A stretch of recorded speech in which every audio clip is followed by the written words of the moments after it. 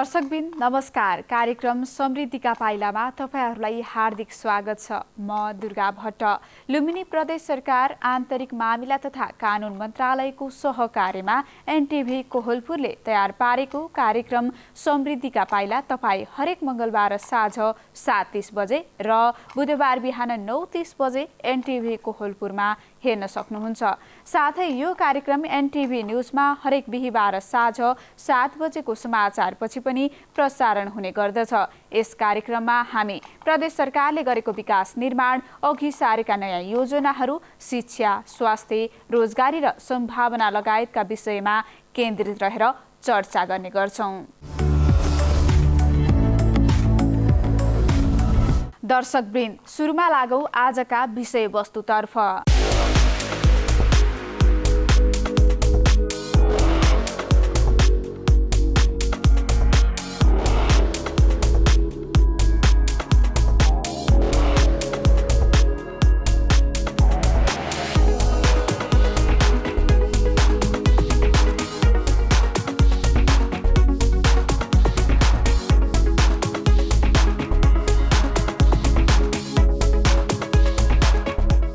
स्थानीयको मागलाई सम्बोधन गर्दै लुम्बिनी प्रदेश सरकारले रोल्पाको सुनिल स्मृति गाउँपालिका 4 छिर्ने र कोइराल खर्क जोड्ने लुङ्ग्री खोलामा पक्की पुल निर्माण गरेको छ। गत 10 वर्ष अघिदेखिको मागलाई सम्बोधन गर्दै प्रदेश सरकारले लुङ्ग्री खोलामा पुल बनाइदिएपछि स्थानीय हर्षित भएका छन्। हाम्रा रोल्पा संवाददाता माधव ओलीले पठाएको सामग्री अबको प्रस्तुतिमा। विक्रम सम्वत 2068 सालमा स्थानीयले आफै रकम सङ्कलन गरी निर्माण कार्य सुरु गरेको रोल्पाको सुनिल स्मृति गाउँपालिका 4 छिर्ने र कोइराल खर्क जोड्ने सडकमा हालै मात्र पक्की पुल बनेको छ। सडक निर्माण भए पनि लुङ्ग्री खोलामा पुल नहुँदा स्थानीयले यो सडकमा सहज रूपमा यात्रा गर्न पाएका थिएनन्। तत्कालीन मिजिङ गाविस हुँदा नै यो खोलामा पुल निर्माणका लागि स्थानीयले माग गरे पनि कतैबाट सुनवाई भएको थिएन। तर लुम्बिनी प्रदेश सरकारले स्थानीयको मागलाई सम्बोधन गर्दै अहिले पक्की पुल निर्माण गरेपछि स्थानीय हर्षित भएका छन्। सडक पूर्वाधार विकास कार्यालय रोल्पा मार्फत गत 2 वर्ष अघिदेखि सुरु भएको लुङ्ग्री खोला पुलको गत असारमा निर्माण सम्पन्न भएको हो। पुलको हालै मात्र लुम्बिनी प्रदेशका मुख्यमन्त्री कुलप्रसाद केसीले उद्घाटन गर्नुभयो। पुल उद्घाटन कार्यक्रमलाई सम्बोधन गर्दै मुख्यमन्त्री केसीले नयाँ सरकारले आत्मनिर्भर प्रदेश निर्माणका लागि विभिन्न योजना अघि बढाएको बताउनुभयो। जनताहरूलाई कस्तो परेको रहेछ भने सायद यो उत्तरार्धतिर हामीले नयाँ सरकार त गठन गर्यो, तर नयाँ निर्वाचित सरकार जस्तो यति ठुलो भोल्युममा डिमान्ड देखियो। यो पनि एउटा ठुलो हामीले चाहिँ प्रोजेक्ट जस्तो बनाएको छ। यो वर्षदेखि हामीले केही नयाँ विषयहरू पनि प्रवेश गराएका छौँ, जस्तो हाम्रा किसान, गरिब निमुखा जनताहरू र बेरोजगारहरूलाई के गर्ने भन्दा एउटा प्रदेशमा चाहिँ प्रदेश विकास ब्याङ्कको रूपबाट स्थापित गर्ने र चक्रवृद्धि ब्याजमा पारिएका जनतालाई मुक्त गर्नको निम्ति 50 करोड विनियोजन गर्दैछ। अरू थप गरेर पनि ब्याङ्कमा सस्तो लोनबाट सबै युवाहरूले अथवा किसानहरूले आफ्नो चाहिँ व्यवसाय अगाडि बढाउन सक्छौँ। केही नयाँ एरिया पनि हामी अगाडि बढाउन खोजिरहेको छौँ। त्यस्तै थुप्रै कार्यक्रमहरू हामीले सोचेका छौँ। हामीले हाम्रो मुकाम हाम्रो कार्यकालमा सम्पन्न गरेर अर्को निर्वाचनसम्ममा हस्तान्तरण गर्ने कार्य पनि सम्पन्न गर्छौँ। किनकि हामीले राप्ती किनारको देउखरीलाई राजधानी बनाइसकेपछि त्यसको संरचना पनि सुरु हुँदै गएको छ र निर्माण व्यवसाय अहिले अहोरात्र नाइट सिफ्ट पनि गर्नुभएको छ। आज मात्र अवलोकन गरे। इन टाइममा सबै इमान्दार भयो भने देशको धेरै हामीले मुहार फेर्न सक्ने आधार छन्। त्यसैले तपाईँहरूले बुझ्ने कुरा के हो भने तपाईँहरू मैले जहाँ नेतृत्व गरेको छु यसको सामूहिक सामिप्यता र सामूहिक भावना तपाईँहरूकैबाट व्यक्त हुन्, किनकि तपाईँहरूको अभिमतबाट नेतृत्व गरे हो मैले। त्यसैले यहाँ हामीले धेरै गर्न छ। मैले दर्जनौँ पुलहरूको यहाँ आफै यसको प्रायोरिटीभित्रमा राख्नु परेको छ, किनकि एउटा पुल बनाउँदा 6.5 करोड यसको बजेट यसले चाहिँ लियो भनेदेखि एउटा पुल त्यति महँगो हुन्छ। त्यसैले हामीले पुल निर्माण र बाटोघाटो निर्माण, खानेपानीका केसहरू छन्, थुप्रै हामीले स्वच्छ पिउने पानीले सम्पूर्ण जनतालाई एक घर एक धारा हामीले चाहिँ व्यवस्थित गर्ने जमर्को गरेकै छौँ। छिर्ने कोइराल खर्क हुँदै प्युठान जोड्ने यो सडकमा पुल बनेपछि यहाँका स्थानीयलाई आवत जावतमा सहज भएको छ। स्थानीयलाई दैनिक उपभोग्य वस्तु किनमेल गर्न, अस्पताल जान र विद्यार्थीहरूलाई विद्यालय जान समेत सहज भएको छ। यहाँबाट मैले पारीबाट बाइकहरू हिँडाउनु पर्नेमा अहिले बर्खा महिनादेखि नै यहाँबाट चलाइराखेका छौँ। त्यसपछि बिरामीहरू पुरै गाडीहरूमा लिएर अस्पतालहरू लगिराखेका छौँ, लग्न पाइराखेका छौँ। हाम्रो अहिले पहिला 6 महिनालाई पुग्ने जेठ महिना नै चामलहरू रासनहरू लिएर घरमा लगेर राख्नु पर्थ्यो भने यो पुल बनिसकेपछि हामी 12 घण्टा 24 घण्टा हाम्रो 12 महिना 24 घण्टा हाम्रो गाडीहरू चलिराखेका छन् र हाम्रा बिरामीहरू पनि अप डाउन गरिराखेका छन्, सरसामानहरू लगिराखेका छन्। योबाट चाहिँ हामी धेरै सुख सुविधा पाएका छौँ, खुसी छौँ। सबैको तर्फबाट हामी चाहिँ हार्दिक आभार प्रकट गर्न चाहन्छौँ। पहिला अब पुल थिएन, खोला टरेर हिँड्नु पर्थ्यो, बर्खामा समस्या हुन्थ्यो। अहिले पुल बन्यो, सजिलो भएको छ। सडकको निर्माण कार्य सुरु भएदेखि नै पुलको अति आवश्यक भए पनि बल्ल मात्र पुल निर्माण भएको हो। सडक निर्माण भए पनि पक्की पुल नहुँदा वर्षौँसम्म शास्ति भोग्दै आएका यहाँका स्थानीयलाई अब भने राहत हुने सुनिल स्मृति गाउँपालिका 4 का वडा अध्यक्ष गञ्ज छेत्रीको भनाइ छ।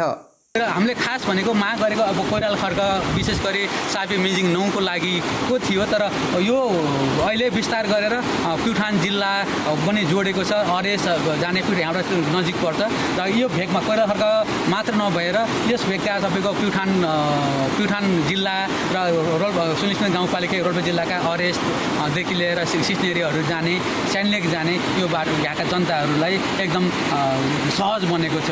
जसले गर्दाखेरि हामीहरूले अहिले बर्खायाममा अथवा हिउँदयामा हरेक तपाईँको 12 महिना यो बाटो सुचारू हुनेछ।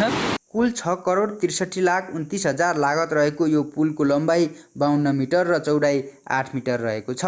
पुल निर्माणको जिम्मा 2076 भदौमा एसियाटिक राजवीर आँसु जेबीले पाएको थियो। सम्झौता बमोजिम गत भदौमा सम्पन्न गर्नुपर्ने पुल निर्माणको काम 2 महिना अघि नै सम्पन्न भएको थियो।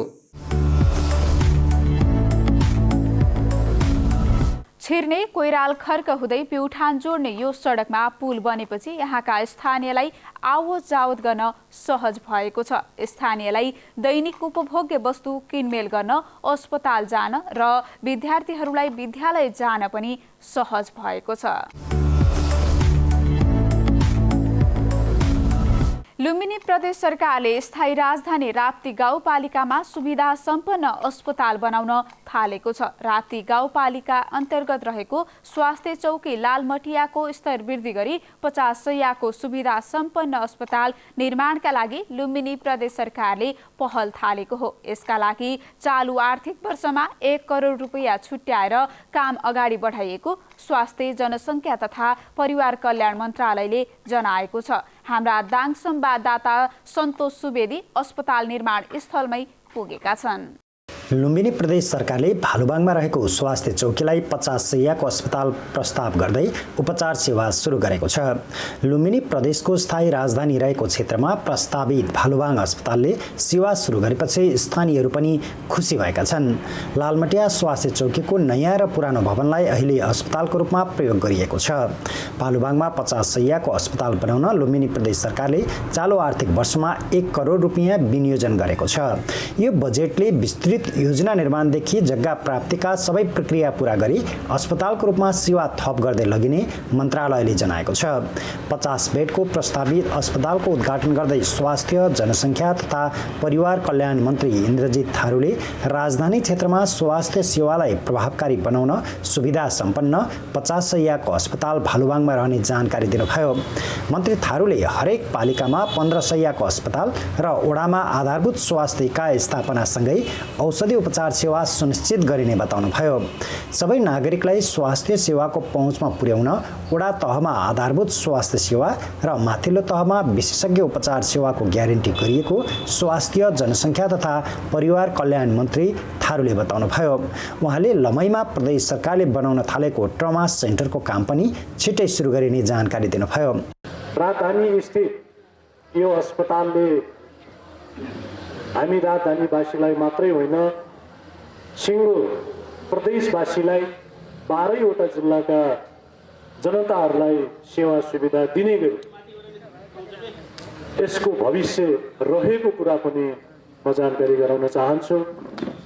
र त्यो स्तरबाट तपाईँ हामी राजधानीवासी, सम्पूर्ण जनसमुदाय र सबै राजनीतिक दल मिलेर यसको विकासमा, यसको सेवा विस्तारमा तपाईँ हामी सबै लाग्नेछौँ भन्ने कुरा पनि राख्न चाहन्छु।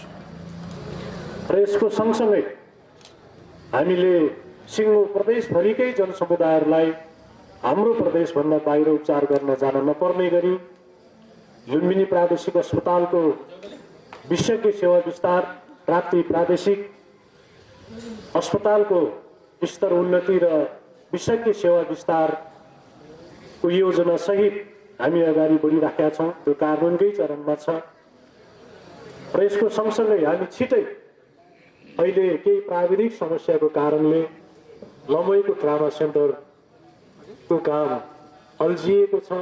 त्यसलाई पनि हामीले छिटै फुकाउँदै तिहारपछि लगत्तै ट्रामा सेन्टरको पनि शिलान्यास गर्ने वातावरण हामीले बनाउँदैछौँ।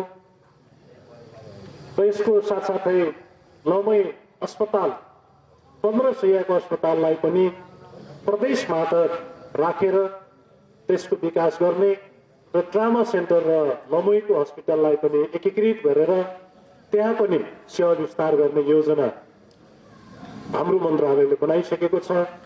स्वास्थ्य जनसङ्ख्या तथा परिवार कल्याण मन्त्रालयका सचिव डाक्टर विकास देवकोटाले लालमटिया स्वास्थ्य चौकीलाई अस्पतालको रूपमा विकास गर्दै प्रदेश राजधानीको सुविधा सम्पन्न अस्पताल बनाउने लक्ष्य रहेको जानकारी दिनुभयो। उहाँले प्रदेश र सङ्घीय सरकारले स्वास्थ्य क्षेत्रलाई प्राथमिकतामा राखेर काम गरिरहेको भन्दै प्रदेशभित्रका सबै नागरिकको पहुँचमा गुणस्तरीय स्वास्थ्य सेवा पुर्याउन मन्त्रालय गम्भीर भएर काम गरिरहेको बताउनुभयो। राजधानीमा हरेक सेक्टरको विकास गर्नुपर्ने हुन्छ। त्यो विकास गर्ने क्रममा अहिले 50 शय्याको प्रस्तावित अस्पताल बनेको छ। 50 शय्या आफैमा हेर्दाखेरि सानो होइन। यहाँले हेर्नुभयो भने 50 शय्या अस्पताल ठुलो हुन्छ। त्यसमा धेरै पूर्वाधारहरू हुन्छन्। नेपाल सरकारले 50 शय्या र त्योभन्दा माथिका अस्पतालसँग धेरै कुरा जोडिएको छ। केन्द्रीय सरकारले पनि, जस्तै डायलाइसिस सेवा दिन्छ, जस्तै आमा सुरक्षाको कार्यक्रमको हामी चाहिँ बृहत चाहिँ प्रसुति सेवा कार्यक्रम भन्छौँ, CUNC भनेर भन्छौँ। त्यसै गरी आइसियु, एचडियु, भेन्टिलेटर, हाम्रो अक्सिजन प्लान्ट लगायतका थुप्रै कुराहरू दिन्छ। त्यसले गर्दाखेरि विस्तार विकास हुन्छ भनेर यहाँले सम्झिनुपर्छ। डाङमा अपर्च्युनिटी नभएको होइन। हामीसँग पश्चिममा चाहिँ तुलसीपुरको प्रादेशिक अस्पताल जो हामीले अब मन्त्रालयको डाइरेक्ट निगरानीमा राख्ने व्यवस्था गर्दैछ। बीचमा घोराइमा सङ्घीय प्रतिष्ठानसँगै यता हामी देवखरी क्षेत्रमा ठुलो ट्रामा सेन्टर अत्याधुनिक किसिमको लमैमा, त्यसपछि राजधानीमा पनि अत्याधुनिक हाम्रो अहिले 50 शय्याको अस्पताल, भोलि जति पनि शय्या हुनसक्छ। हामी जति बासिन्दा हुन्छौँ, जसरी राजधानीको विकास हुन्छ त्यति चाहिँ यो शय्याहरू र सेवा चाहिँ विस्तार हुँदै जाने हो। त्यसले गर्दाखेरि समग्रमा हेर्नुभयो भने यसले चाहिँ यो जिल्लाको राजधानीको हिसाबले भन्नुहोस् वा जिल्लाको हिसाबले भन्नुहोस्, स्वास्थ्य क्षेत्रमा धेरै लगानी पनि गरेको छ, धेरै अवसरहरू पनि छ। अस्पताल नहुँदासम्म सामान्य चोटपटक लागेका बिरामी हुन् या शल्यक्रिया गरेर प्रसुति गराउनुपर्ने सबैलाई बुटोल अथवा नेपालगञ्ज लैजानुपर्ने बाध्यता रहेको थियो। अस्पताल बनेपछि सानो चोटपटक लाग्दा पनि अन्यत्रै जानुपर्ने बाध्यता हट्ने विश्वास स्थानीयहरूको छ।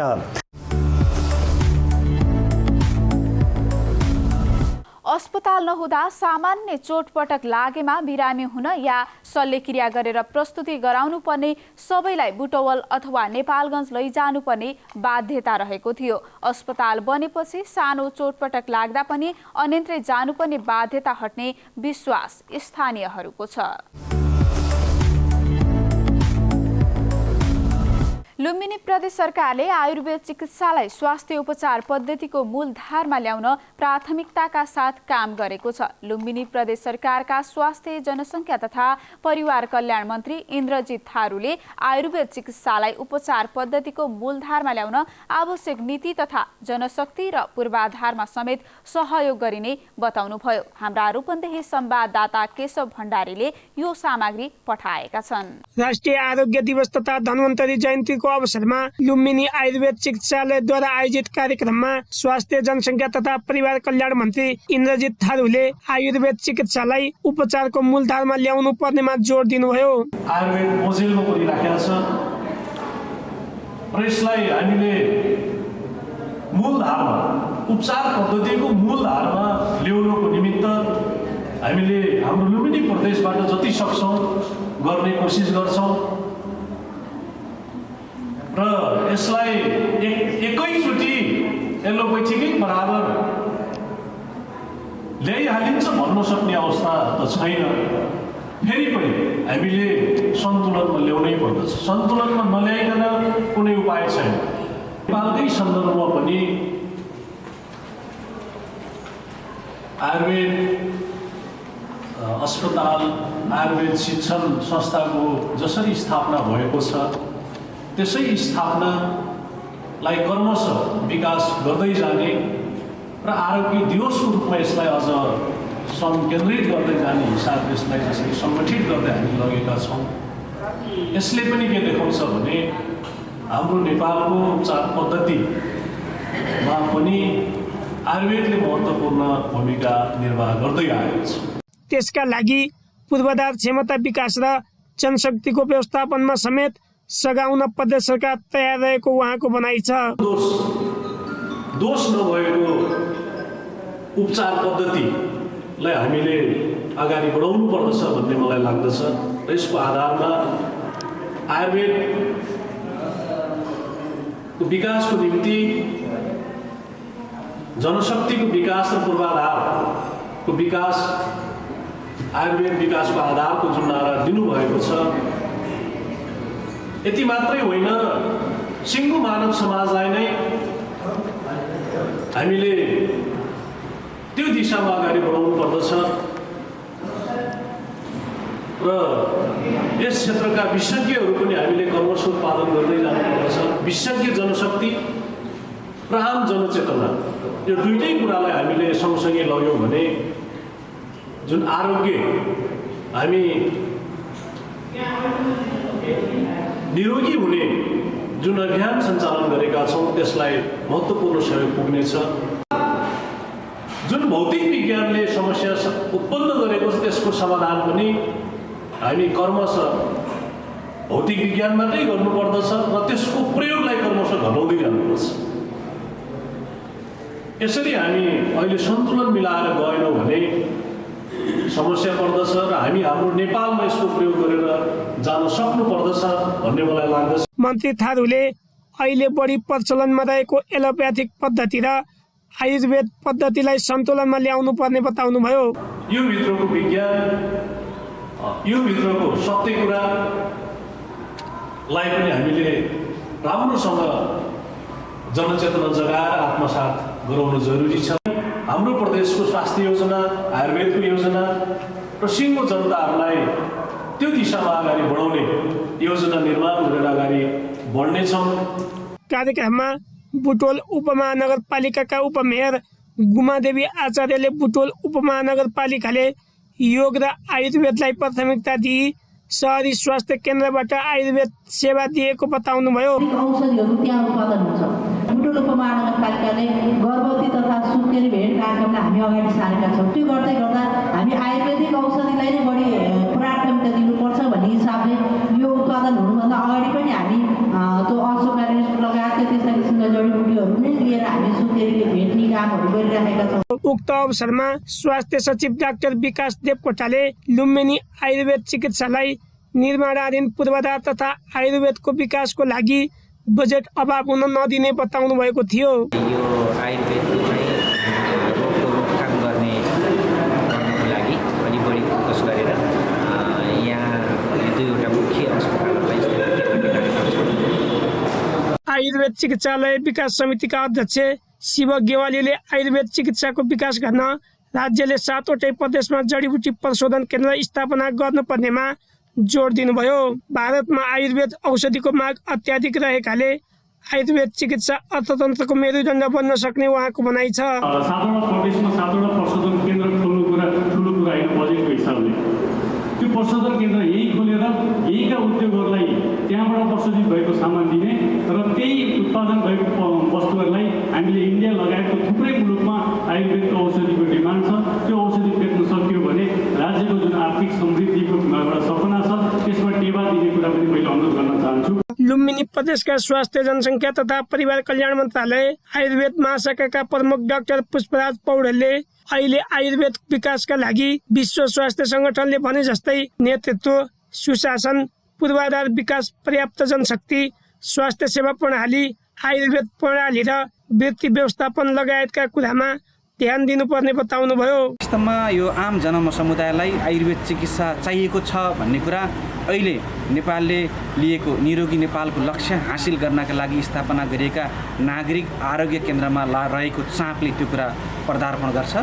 लुम्बिनी आयुर्वेद चिकित्सालयका प्रमुख डाक्टर लीलानाथ तिवारीले अहिले पनि जनशक्ति बजेट र पूर्वाधार अभाव रहेको बताउनुभयो।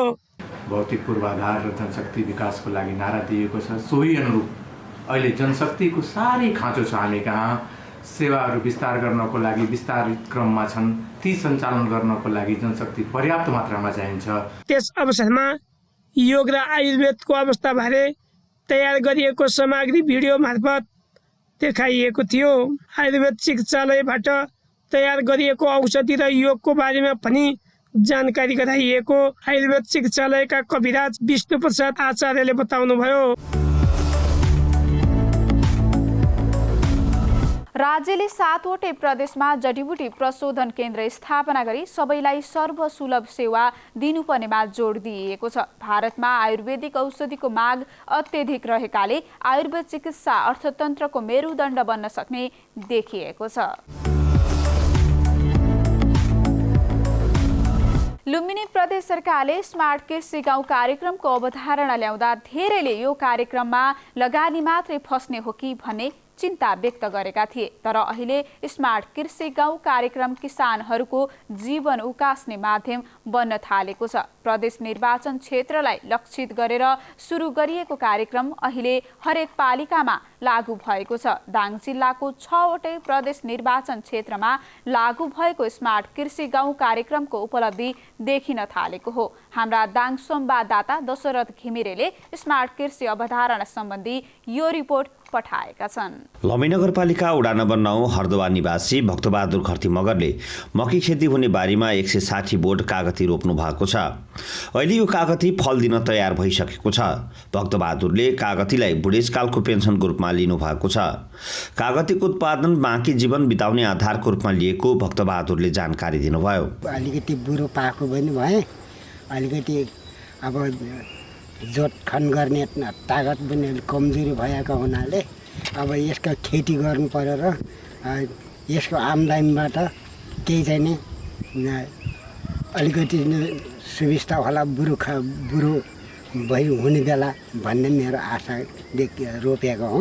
लुम्बिनी प्रदेश सरकारले 2075 सालमा हरदोवामा बाख्रा पालन र कागती खेतीलाई प्राथमिकतामा राखेर स्मार्ट कृषि गाउँ कार्यक्रम लागू गरेको हो। 50 घरधुरीलाई लक्षित गरेर कार्यक्रम थालिएको छ। कार्यक्रम लागू भएको 3 वर्षको अन्तरालमा उपलब्धिहरू देखिन थालेका छन्। किसानले कागती फलाउन थालेका हुन्। राजमार्ग नजिकमा पर्छ हरदोवा गाउँ, तर यहाँ कागतीको बगैँचा भएको धेरैलाई जानकारी छैन, जसले गर्दा बजारका व्यापारी यहाँ आउन सकेका छैनन्। किसानले कागतीको बजारीकरणमा ध्यान दिन आग्रह गर्न थालेका छन्। किसान बन्धुराम चौधरीलाई आफूले फलाएको कागती बजारसम्म पुर्याउन तथा गाउँमा व्यापारी भित्राउन आग्रह गर्नुभएको छ। ठिकै छ, अब के गर्ने, कागती भयो भने झोल लागेर अब अरू हुँदैन। अहिले त्यो 10वटा बुढा कागती रोपेको थिएँ, त्यो पछि त्यो इन्डोबालु रोप्नु बेला त्यसलाई गोड्दिन लाग्यो क्या। स्मार्ट कृषिबाट चाहिँ मैले लगाएको 250 बुढा आउनु होइन, अरू चाहिँ यताउता गरेर बुढा त हुने 350 बुढा छन्। अब यही त हो, आफूले चाहिँ बजार गर्न सकिन्न। अब चाहिँ कसैले चाहिँ सङ्घ संस्थाहरूले कसैले चाहिँ कहीँ चाहिँ यस्तो सप्लाई गर्दै धेरै राम्रो हुन्थ्यो। स्मार्ट कृषि गाउँ कार्यक्रम मार्फत हरदोवा गाउँमा 3500 कागतीको बिरुवा वितरण गरिएको थियो भने 24वटा माउ बाख्रा वितरण गरिएको थियो। अहिले कागतीमा फल लाग्न थालेको छ भने माउ बाख्राले पाठापाठी जन्माएका छन्, जसले गर्दा स्मार्ट कृषि गाउँ कार्यक्रमको उपलब्धि देखिन थालेको हो। सुरुका दिनमा कार्यक्रम लागू गर्न केही कठिनाइ भए पनि अहिले कार्यक्रमको उपलब्धिहरू आउन थालेपछि राम्रो भएको स्मार्ट कृषि गाउँ कार्यक्रम कार्यान्वयन समितिका अध्यक्ष अमर कंवरले बताउनुभयो। जङ्गलको बिचमा भएको यो बस्तीमा हामीले अन्य खेतीपातीहरू गर्थ्यौँ। अब जनावरहरूले बढी चाहिँ अब खान दिने स्थिति, विशेष गरी बँदेलहरूले, र हामीले अब त्यो सोचका साथ अब के गर्ने भन्ने अब जनताको अब एउटा प्रकारको चासोको विषय पनि थियो र अब प्रदेश सरकार लुम्बिनी प्रदेश सरकारले कृषि स्मार्ट गाउँ कार्यक्रम आयोजना ल्याइसकेपछि यो गाउँमा विशेष गरी दाङको 1 नम्बर क्षेत्र खबाट रेवती रमन शर्माको सिफारिसमा हामीले यो गाउँमा यो कार्यक्रम पायौँ र सुरु वर्षमा हामीले मुख्य गरी यहाँको योजना अब के गर्ने त भन्दाखेरि हामीले कागती खेती र बाख्रा पालन कार्यक्रम अन्तर्गत 2टा विषयलाई लिएर यो कार्यक्रमलाई पास गरियो र सुरुमा हामीले कागती खेतीको लागि हामीले 3500 बिरुवाहरू हामीले यो गाउँमा वितरण गरेका थियौँ। लुम्बिनी प्रदेश सरकारले लागू गरेको स्मार्ट कृषि गाउँ कार्यक्रम अन्तर्गत कृषि र पशुपालनका थुप्रै कार्यक्रमलाई लक्षित गरिएको छ। किसानहरूलाई सिप प्रविधि र अनुदान प्रदान हुने भएकाले यो कार्यक्रम उपयोगी मानिएको छ। किसानको उत्पादनलाई बजार र मूल्यसँग जोड्दै बहुसंख्यक किसानलाई यस अभियानमा गोलबन्द गरिनुपर्ने आवश्यकता भनेछ।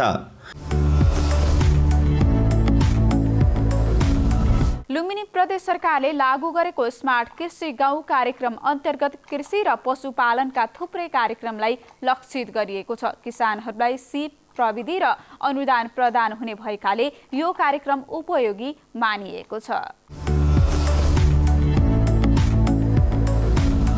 हवस् त दर्शकबिन, आजका लागि कार्यक्रम समृद्धिका पाइला यति नै। अर्को हप्ता नयाँ विषयवस्तु सहित उपस्थित हुने नै छौँ। कार्यक्रम उत्पादनमा सहयोग गर्ने सम्पूर्ण सहकर्मीहरूसँगै मलाई पनि बिदा दिनुहोस्।